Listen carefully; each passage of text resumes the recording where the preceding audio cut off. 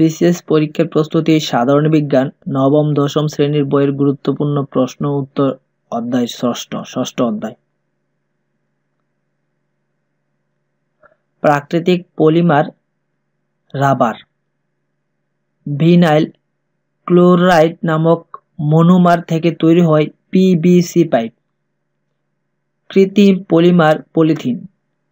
প্যারাসুটের কাপড় তৈরিতে ব্যবহার নাইলন। আলফা কি? পশম। প্লাস্টিক শব্দের অর্থ সহজে চাষযোগ্য। পলিথিনের সংকেত। পলিমারে ক্ষুদ্র অণুকে বলে মনোমার। পলিমার শব্দটি গ্রিক শব্দ মেরুস এর অর্থ অংশ। মানুষের চুলে আর নখে থাকে কেরাটিন প্রোটিন।